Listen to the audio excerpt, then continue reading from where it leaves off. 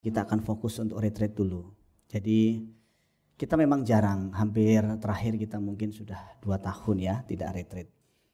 Untuk itu kita perlu menabung. Kenapa saya anggap perlu menabung? Karena kita ini kadang pengen berangkat pada hari hanya tapi tidak ada uangnya. Itu sebabnya ada baiknya kita menabung, kemudian dikumpulkan dalam satu bendahara sesuai dengan kelompoknya. Kita bagi dalam 2 kelompok.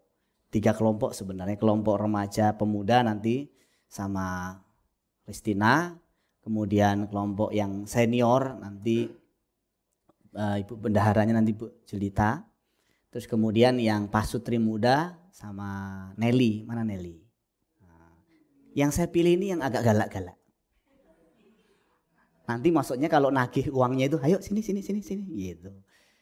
Tetapi tenang Bapak Ibu sekalian, kalau misalnya nanti tidak jadi retreat karena satu dan lain hal, uang dikembalikan. Anggap saja tabungan berjangka. Jadi kembali utuh tanpa bunga. Kalau nanti lebih biayanya lebih dikembalikan, kurang diminta. Jadi begini, untuk yang pasutri muda 150 minimal 150 per bulan mulai September ini. Silahkan langsung daftar sama Heri dikumpulkan nanti. Nah untuk yang pasutri senior, yang senior dan yang enggak pasutri senior, senior aja ya. Senior dan youth per orangnya 75.000 per orangnya. Bisa sama dong Pak? Ya sama lah, mirip-mirip lah. Nah nanti cuman pengaruh nanti di tempatnya. Kalau misalnya memang tempatnya kurang cocok mau dipindah lagi silahkan. Mengenai bulannya kurang lebih kita akan ambil awal bulan Juni dan awal bulan Juli. Itu pas libur lebaran dan masih libur sekolah. Tolong dipikirkan, disiapkan matang-matang. Saya kira kalau Bapak Ibu keberatan dengan nilai yang segitu, bisa tawar-menawar nggak Bapak. Aduh saya nggak bisa nih kalau 75.000, kalau 25.000 gimana? Ya sudah nggak apa-apa. Nanti siapa yang nombokin lebihnya? Agung sama Pak Joko nanti yang senior. Kalau yang pasmut sama Ricky Seli. Ya tapi sih berharap sih nggak nombokin ya. Karena kemarin puji Tuhan kita hampir ketutup semua. Tapi masih minus 3 juta ya. Masih mending yang dulu sebelumnya kita minus 13 juta. Jadi cukup besar. Bapak Ibu sekalian kita masih gereja kecil. Subsidi kita terbatas. Alangkah lebih baiknya kalau dari sekarang kita menabung. Baik, itu saja yang perlu saya tekankan. Saya berharap bisa dimulai selesai ibadah ini. Selesai. Silahkan temu bendahara-bendahara masing-masing. Wah saya kayaknya kalau cuma uang segitu nggak perlu nabung. Ya nggak apa-apa sih. Tetapi lebih bagus kita nabung, kita bisa bareng-bareng. Jadi kita juga ada seperti ikatan di sana. Di mana hartamu berada di situ, hatimu berada. Harta kita sudah di retreat, biasanya hati kita nyusul kemudian. Oke Bapak Ibu sekalian mau ya. Karena kemarin itu 1 malam katanya pada kurang. Aduh Pak cuma 1 malam nih kurang nih. Aduh biaya retreat itu sekarang mahal sekali. Tempat-tempat itu mahal sekali. Jadi Bapak Ibu sekalian kalau jauh-jauh hari kita akan sangat terbantu. Baik Bapak Ibu sekalian, saya akan menyampaikan khotbah hari ini dengan judul Pertobatan Sejati. Saya membagi sesi ini dalam 2 bagian dengan waktu yang sangat terbatas. Minggu depan saya akan melanjutkan lagi pada bagian yang kedua.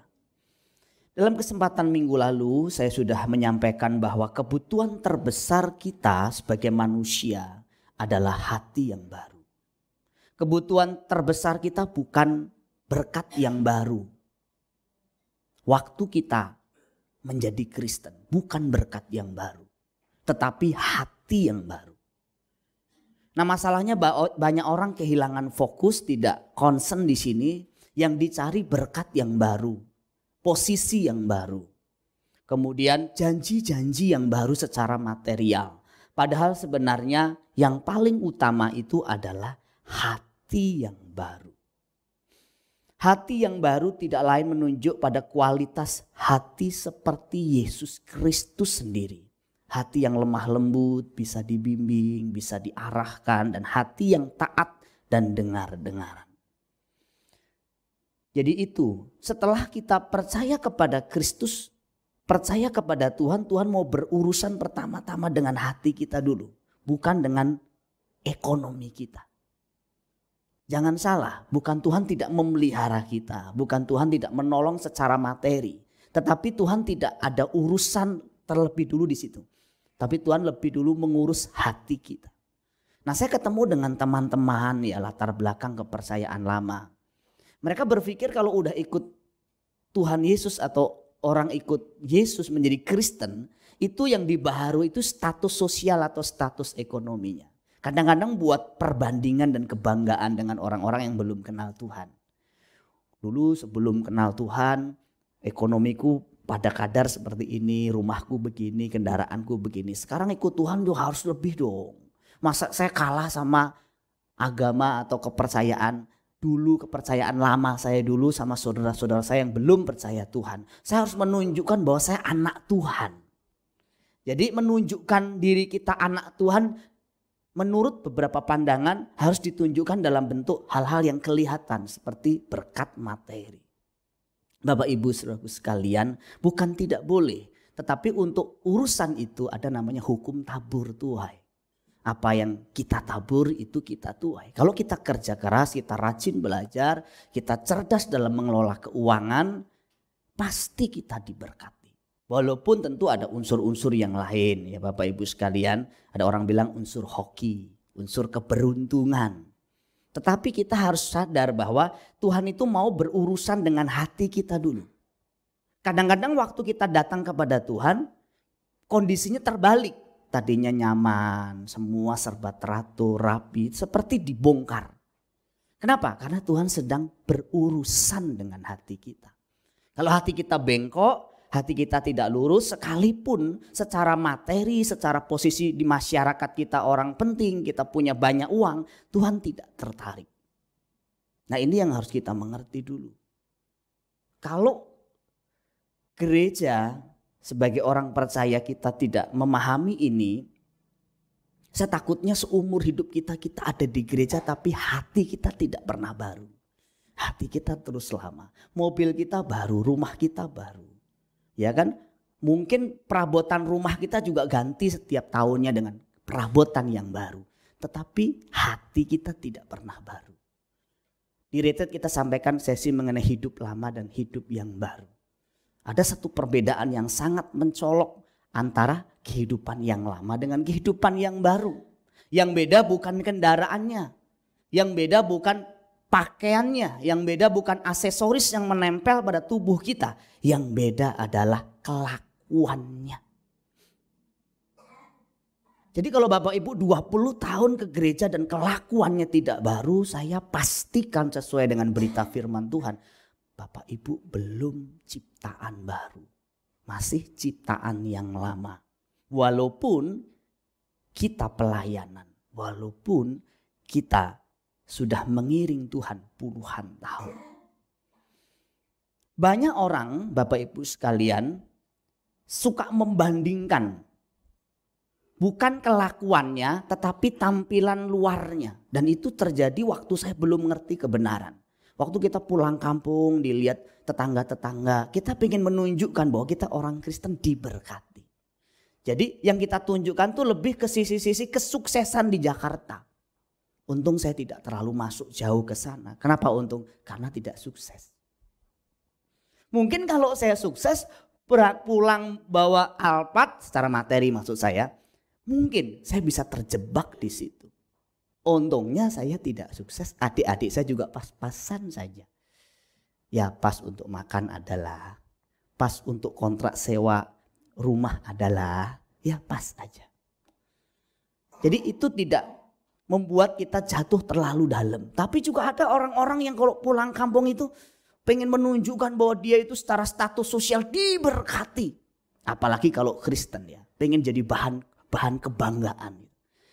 Tidak heran kalau ada satu kali ada jemaat bilang, Pak, gereja mbok beli mobil gitu Pak. Pendeta kita ini mbok bawa mobil gitu supaya yang dijangkau yang bermobil. Karena pada waktu itu, waktu usia-usia jemaat masih rata-rata remaja, rata-rata naik motor jemaat. Hanya satu yang naik mobil dan itu pun akhirnya tidak datang lagi. Biar nanti tuh kalau dilihat sama orang lain tuh gerejanya tuh orang-orang kaya gitu loh Pak. Jadi jangan semuanya pakai motor. Mungkin nasihatnya baik, tetapi menyesatkan. Karena Alkitab tidak pernah mengajarkan demikian. Ya puji Tuhan kalau nanti kita dipercayakan berkat materi, tapi itu bukan jadi ukuran dan bukan fokus kita.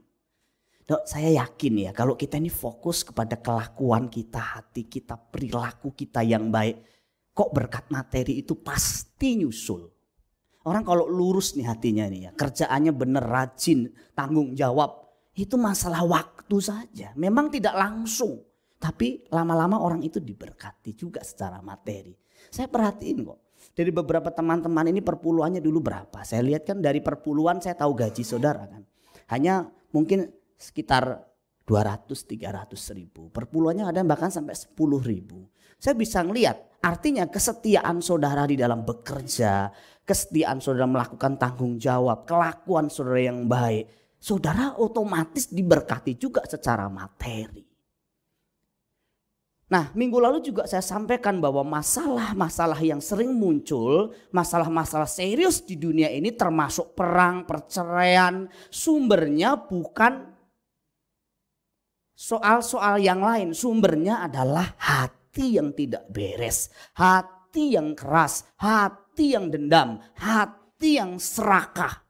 Perang ini sebenarnya kalau ditelusuri sesuai dengan Yakobus pasal 2, kamu mengingini tapi kamu tidak mendapatkan lalu kamu berkelahi. Yakobus 4 ayat 2. Itu kenapa? Karena orang perang itu kan begitu. Pengen sesuatu gak dapet, udah hajar. Sama dalam dunia pernikahan, keluarga, perceraian terjadi kenapa? Faktor ekonomi? Bukan. Komunikasi? Bukan. Saya telah melihat orang yang miskin cerai, orang yang kaya juga cerai. Prosentasenya lebih banyak orang yang kaya cerai daripada orang miskin cerai. Kenapa? Karena bukan soal ekonomi, soal hati. Itu sebabnya Tuhan Yesus berkata, oleh karena kekerasan hatimu, ketegaran hatimu, Musa memberikan surat cerai. Musa dipaksa. Karena Musa dipaksa dikeluarkan surat cerai. Kalau tidak ada pemaksaan tidak ada perceraian. Dan perceraian itu bukan hanya melukai yang bercerai. Melukai anak-anak, melukai keluarga besar. Waduh, keluarga besar itu terluka. Melukai keluarga rohani juga. Tapi yang Bapak Ibu Saudaraku sekalian yang sudah terjadi kan kita tidak bisa mundur. Kita hanya bisa melihat ke depan. Itu yang saya sampaikan minggu lalu.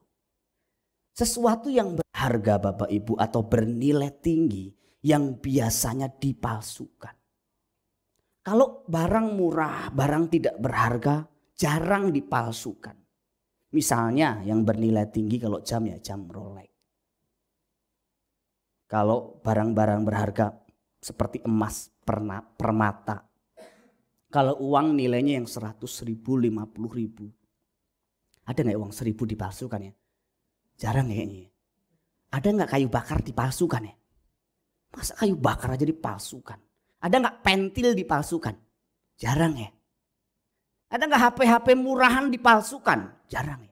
Yang dipalsukan itu yang merek mahal, yang kualitas tinggi. Kalau kekristenan itu sesuatu yang bernilai tinggi. Wajar kalau kekristenan itu banyak dipalsukan. Saya kira kalau agama lain, kepercayaan-kepercayaan lain, saya jarang mendengar. Tapi kekristenan begitu banyak hal-hal yang palsu di sana.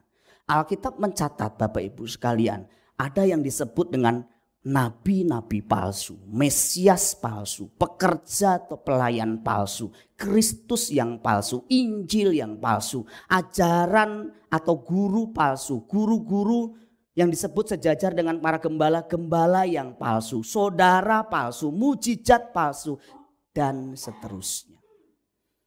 Dengan demikian Bapak Ibu sekalian, kalau kita hari ini bicara mengenai pertobatan yang sejati, saya mau mengajak kita berpikir berarti ada pertobatan yang palsu.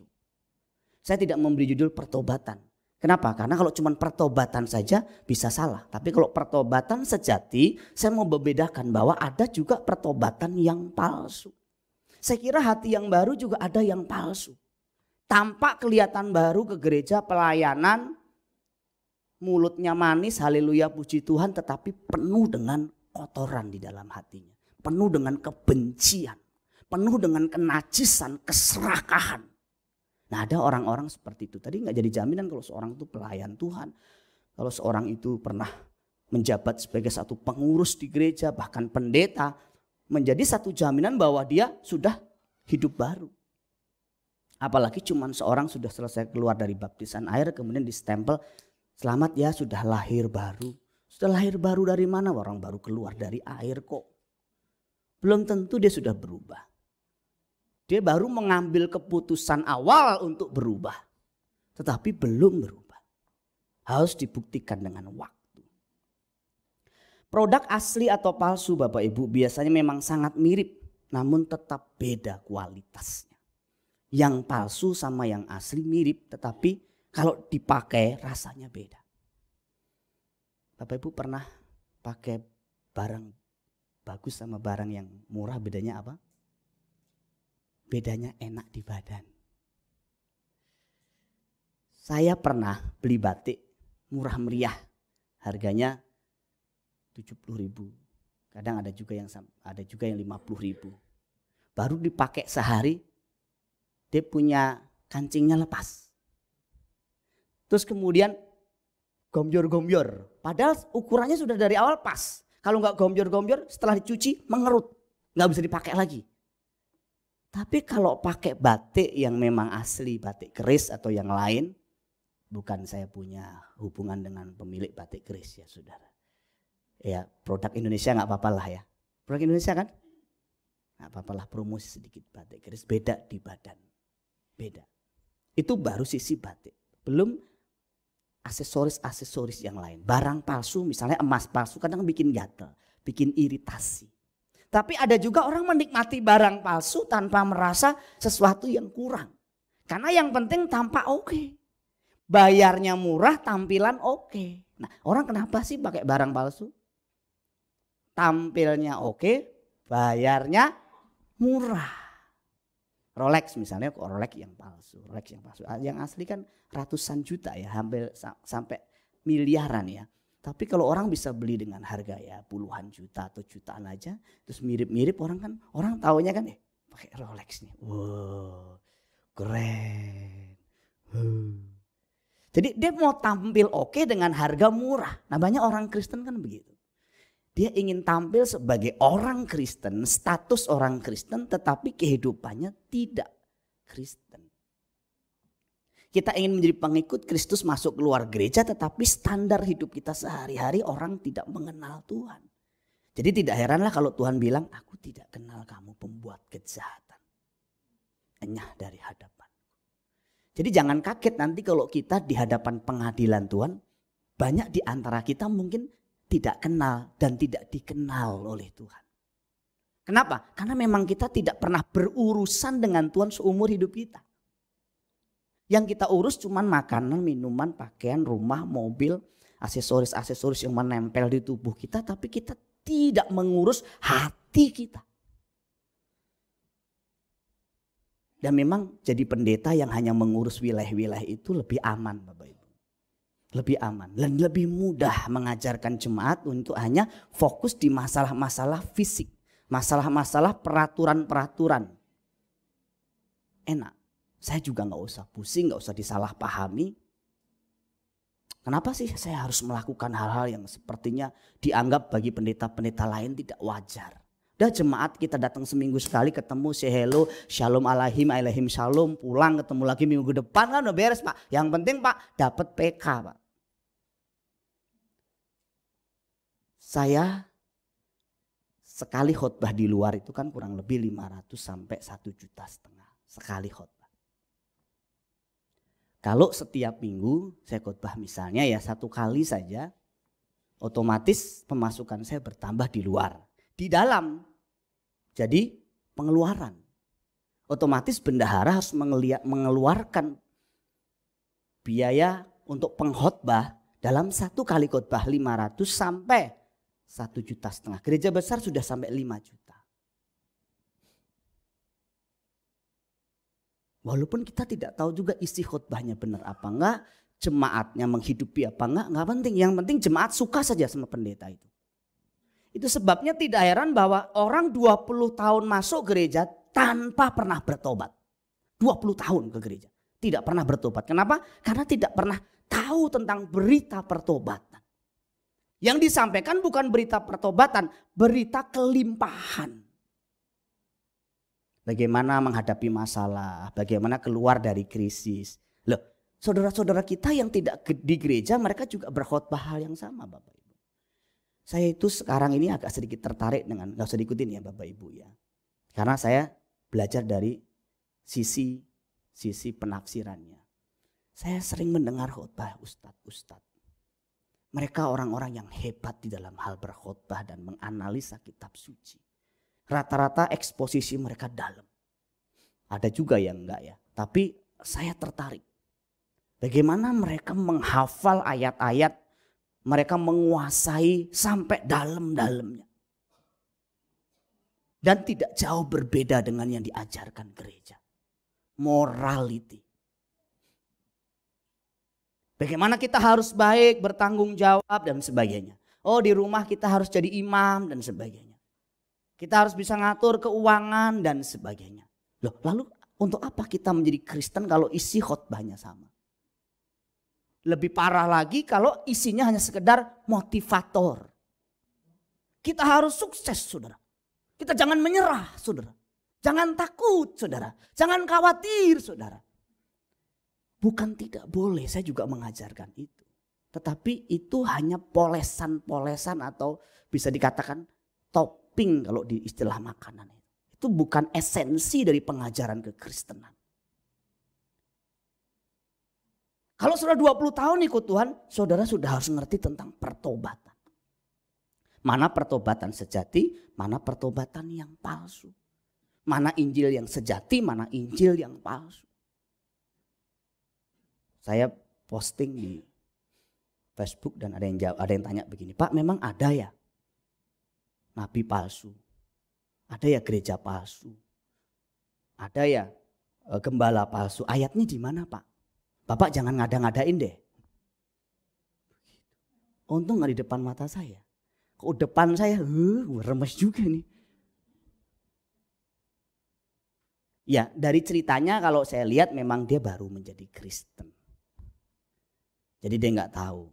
Dia tidak tahu apa yang dia tidak tahu. Jadi enggak apa-apalah. Pertobatan bukan salah satu jalan menuju pengampunan. Pertobatan adalah satu-satunya jalan menuju pengampunan. Jadi kalau saudara berpikir tentang pengampunan, saudara nggak bisa pisahkan dari pertobatan. Kalau saudara mau bertobat baru diampuni. Saudara tidak bertobat, tidak ada pengampunan. Tidak ada pengampunan, kau mati dalam dosamu. Dan kalau mati dalam dosamu, kau terpisah dengan Allah selama-lamanya. Walaupun engkau Kristen. Tadi pagi saya katakan, Allah itu adil, tidak pandang bulu. Yang cari kemuliaan dapat kemuliaan. Yang cari kejahatan dapat kejahatan, kebinasaan.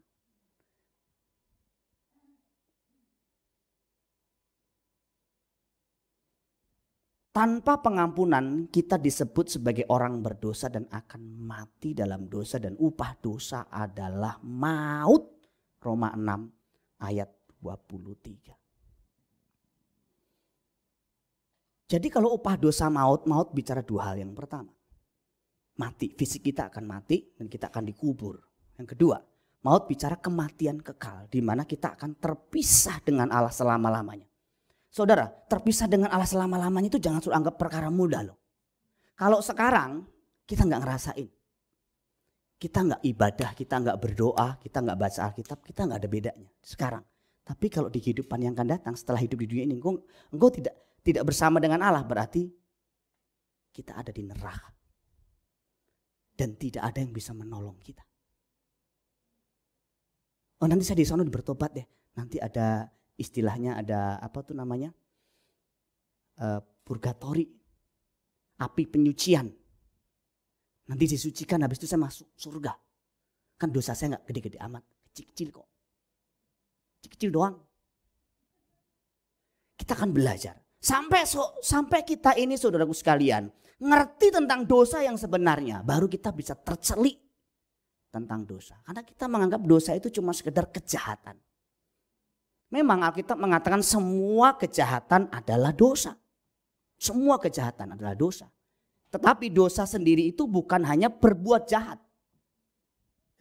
Kata dosa sebenarnya dalam Roma pasal 6 ayat 23, Roma 3:23. Kata yang dipakai adalah hamartia.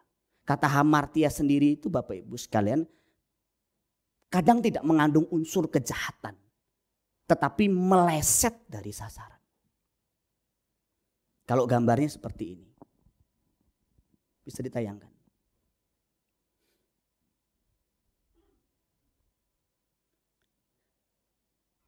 Kalau kita berpikir dosa itu hanya kejahatan, maka sekeliling ini bukan dosa, kecuali itu kejahatan. Tetapi dalam konteks kekristenan, semua hal yang tidak sesuai dengan kehendak Allah, tidak tepat seperti yang Allah inginkan itu dosa. Dalam bahasa Yunani dipakai kata hamartia.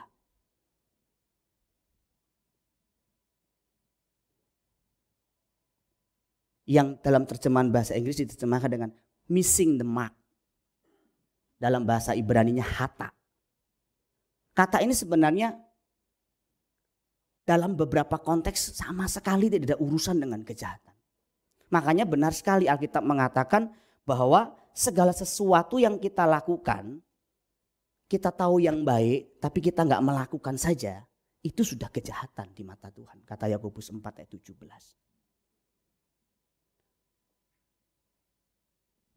Jadi kita tahu yang baik nih, kita nggak lakukan, itu kejahatan di mata Tuhan. Kalau saudara membaca misalnya Matius 5 ayat 41 sampai 46. Itu kan orang-orang yang dibuang ke neraka itu bukan orang-orang yang jahat. Orang-orang yang melihat orang miskin, melihat orang terlantar, melihat orang yang telanjang. Melihat bisa nolong tapi nggak nolong. Tuhan bilang, nyah kamu masuk neraka. Matius 7, 21, 23 itu bukan orang berbuat jahat, orang pelayanan semua. Tetapi karena dia tahu yang baik tetapi tidak melakukannya. Nah ini kekristenan. Makanya kekristenan itu berat Bapak Ibu. Bapak Ibu salah jadi orang Kristen kalau cuma sekedar tidak berbuat jahat. Atau tidak menjahati orang lain. Bapak Ibu lihat satu pemandangan di depan mata Bapak Ibu itu benar dan harus dilakukan. Tapi Bapak Ibu gak lakukan karena males saja. Itu sudah kejahatan di mata Tuhan. Misalnya kita malas, kita buang-buang waktu. Itu kejahatan loh di mata Tuhan. Kita bisa melayani tapi kita gak melayani, itu kejahatan. Kita bisa tolong orang tapi kita gak tolong orang, itu kejahatan. Misalnya di rumah ya Bapak Ibu ya, Bapak-bapak gitu bisa melayani istri, bisa nolong istri tapi gak melakukan. Egois main gadget sendiri itu kejahatan loh. Istri-istri bisa melayani suami tapi main gadget, nonton YouTube mulu sepanjang hari. Ngemol mulu, itu kejahatan loh. Nah betul kan, diaminkan kan. Saya sudah curiga nih pasti ada yang betul gitu. Tapi firman Tuhan itu untuk diri kita, bukan untuk pasangan kita. Kadang-kadang saya khotbah begini ada yang senggol-senggolan. Bener kan saya bilang. Ada juga yang mungkin ya, aduh suamiku nggak di sini. Coba kalau dia di sini, didengar firman Tuhan ini. Bahkan saya kasih, kadang-kadang saya kasih di Facebook gitu ya, dalam bentuk renungan atau power statement atau quote. Gitu. Dia bilang apa? Dia bilang sesuatu yang mengarah kepada, emang ini ya jemaat ada masalah ya. Kenapa sih kalau kita dengar khotbah itu untuk diri kita dulu deh. Gak usah pikirin orang lain, gak usah pikirin pasangan kita. Bilang aja, Tuhan terima kasih untuk aku. Terlepas istri kita ada enggak, suami kita ada enggak, anak kita, orang tua kita ada enggak penting. Karena dia juga urusannya nanti sama Tuhan. Pertobatan sejati atau pertobatan yang benar tidak bisa dipisahkan dari sikap hati yang benar. Nih, kembali ke hati lagi. Karena kalau sikap hati kita salah, pertobatan kita bisa salah. Kita bisa maju ke altar nangis-nangis. Tapi sebenarnya hati kita berkata begini, aku ketahuan. Jadi bukan karena dia benci dosanya, dia benci akibat dosanya. Itu bukan pertobatan sejati loh. Tapi Pak, anak bungsu dalam cerita Lukas pasal 15 itu berarti nggak pertobatan sejati dong. Dia udah kelaparan baru bertobat. Saya bilang begini, lebih baik orang bertobat sekalipun motivasinya salah daripada tidak sama sekali. Karena nanti untuk pertobatan berikutnya dia bisa benar. Mungkin awal ketangkep, korupsi ketangkep, masuk penjara. Selingkuh ketangkep, digebukin masa, ditelanjangin rame-rame misalnya ya. Lebih baik orang itu sadar tapi dalam kondisi carut marut masuk penjara. Kemudian di sana dia meratap, dia menangis. Daripada orang tidak sama sekali. Itu sebabnya saya memberikan 7 unsur pertobatan sejati yang nanti akan saya sampaikan minggu depan. Saya hanya menyebutkan satu saja. Dengan waktu yang pendek ini, satu saja unsur pertobatan sejati yang harus kita miliki, yaitu kesadaran akan dosa. Ini penting. Pertobatan yang benar selalu dimulai dari kesadaran akan dosa. Bukan karena iming-iming berkat jasmani atau dijauhkan dari kutuk tertentu. Nah, kalau seseorang tidak pernah diajarkan mengenai dosa itu seperti apa, dia gak akan sadar itu dosa. Kalau dosa cuma dikelompokkan dalam 10 hukum Allah. Jangan menyembah berhala, jangan ada padamu Tuhan Allah lain, jangan buat patung dan menyembah, jangan menyebut nama Tuhan sembarangan, jangan meninggalkan sabat. Harus menghormati orang tua, jangan membunuh, jangan berzina. Kalau cuma itu saudaraku sekalian, kita seperti orang beragama saja. Itu pun kalau direnung-renungin kita juga banyak kebongkar. Apalagi detil-detil. Nah, renungan-renungan saya yang saya kirim itu lebih detil. Masuk sampai wilayah-wilayah yang kita tidak sadar bahwa itu salah. Nah, banyak orang tuh hidup tuh seolah-olah gak pernah punya salah. Baik-baik saja. Makanya kaget nanti waktu Tuhan bilang, kamu siapa? Aku gak kenal kamu. Hanya kamu pembuat kejahatan. Terus tanya, Tuhan kejahatanku apa? Kejahatanmu adalah karena kamu tidak perlu berurusan dengan aku seumur hidupmu. Kamu merasa pinter. Kamu merasa sombong. Kamu merasa bisa tanpa aku. Itu sebabnya kita gak pernah merasa perlu berdoa, merasa perlu duduk di kaki Tuhan, menangis di kaki Tuhan. Kita juga gak merasa perlu belajar firman, kita gak perlu berperkara dengan Tuhan. Semua urusan kita sendiri. Makanya Tuhan bilang kamu jahat. Nah, kita belajar dari Daud ya. Waktu Daud ditegur itu Bapak Ibu. Waktu disampaikan dosanya apa? Yang kita lihat. Dia langsung terbuka, dia sadar. Ini level pertama, sadar dulu. Nah, kalau level sadar ini kita tidak ada, tidak mungkin orang bertobat. Jadi dia klik dulu, oh, aku salah ya.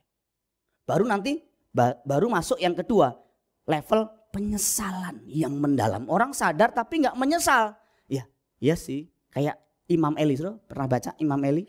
1 Samuel pasal 2 nanti dibaca ya. Waktu diperingatkan Tuhan, dia sadar tapi dia nggak menyesal ya. Dia Tuhan. Dia tahulah urusannya dengan hambanya. Silakan apa yang terjadilah. Ada orang sadar dia salah tapi nggak menyesal. Ada orang sadar dan menyesal tapi tidak berubah. Kira-kira kita yang mana ya Bapak Ibu? Karena waktu seseorang itu mulai sadar, berarti hati nuraninya masih bekerja. Oh ya, kok saya selama ini jahat ya. Kok selama ini saya ini gini. Dalam kesadaran itu yang Tuhan tuntut adalah masuk level berikutnya, unsur berikutnya. Penyesalan sampai yang mendalam. Mendalam ini dibahasakan dengan dalam 2 Korintus 7 ayat 9 sampai 10 itu sampai meratap, menangis, berduka cita. Tapi Pak, orang nangis belum tentu bertobat. Betul, orang nangis belum tentu bertobat, tapi orang bertobat sungguh-sungguh pasti pernah nangis. Bohong kalau orang itu bertobat sungguh-sungguh tapi nggak pernah nangis di dosanya. Itu bohong besar. Minimal dia nangis sendiri sama Tuhan. Minimal. Walaupun tadi orang nangis juga macam-macam. Orang sekarang koruptor aja bisa cheese. Gitu ya. Tapi kalau di China mereka diarak.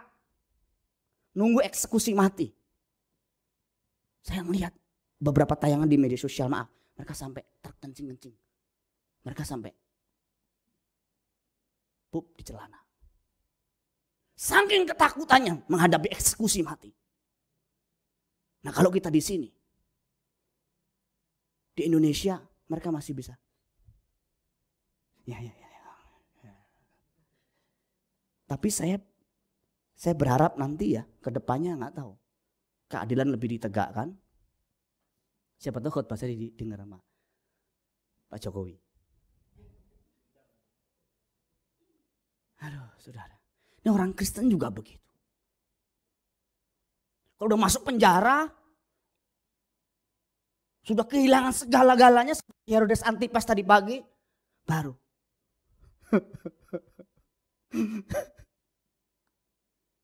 Bapak Ibu pernah baca satu cerita kisah nyata seorang pendiri dari aliran kemakmuran yang akhirnya dia menulis satu buku yang isinya kalau tidak salah I was wrong. Saya salah. Dia menyadari kesalahannya setelah dipenjara dan dia berkata, setelah saya dipenjara akhirnya saya menyelesaikan pembacaan Alkitab saya. Coba. Pendeta tapi tidak pernah membaca Alkitab sampai selesai. Tapi jemaatnya juga puluhan ribu. Nah jemaat senang lagi dikhotbahin begitu. Jemaat kan senang kalau dengar-dengar begitu. Kalau dengar seperti ini kan jemaat udah pantatnya udah panas. Minggu depan saya datang lagi enggak, soalnya bagian 2 nih. Bagian pertama saja pantat saya udah panas. Lebih bagus Bapak Ibu sekalian bertobat sebelum terlambat. Masih ada kesempatan kita benerin diri. Yuk kita benerin diri. Pakai semua fasilitas yang ada. Jangan tunggu sampai masuk penjara. Jangan tunggu sampai sakit. Jangan tunggu sampai kita koma. Jangan tunggu sampai kita di ujung ajal. Baru berkata Tuhan, aku mau bertobat. Jangan tunggu keluarga kita hancur. Jangan tunggu anak-anak kita nakal. Baru kita berkata, ya sekarang aku mau bertobat deh. Pakai deh lagi. Emang lo deh apa? Orang tuh suka pakai deh di belakangnya. Saya gak suka itu. Gimana? Agung atau Akong? Jalan yuk. Jadi gak hari ini? Kunjungan? Jadi deh. Nah deh itu saya gak mau. Ya siap jadi. Itu jangan jadi deh. Dehnya tolong dibuang. Kalau kita mau bertobat. Bertobat yang benar. Amin. Kita berdiri bersama-sama. Kita angkat pujian. Tuhanku mau menyenangkanmu. Menyenangkanmu hanya itu kerinduanku. Mari kita datang kepada Dia. Allah yang mengasihi kita. Betapa ingin kita bertobat. Allah ingin berurusan dengan hati kita pertama-tama. Mungkin kondisi keuangan kita sedang berantakan. Kesehatan kita sedang tidak menentu. Hubungan kita dengan pasangan juga sedang tidak baik. Hubungan kita dengan orang-orang terdekat kita juga sedang mengalami masalah. Perhatikan, itu tidak yang utama. Bahkan itu bisa menjadi alat Tuhan untuk kita tertarik kembali kepada Tuhan. Karena dalam segala kenyamanan kita melupakan Tuhan. Tapi benturan demi benturan, konflik demi konflik, masalah demi masalah, itu menggemburkan keadaan jiwa kita. Mari angkat pujian ini sama-sama. Tuhanku mau menyenangkanmu. Haleluya. Tuhanku mau menyenangkanmu. Tuhan bentuklah hati. Tuhan bentuklah hati ini. Kita minta hati seperti seorang anak kecil yang masih polos.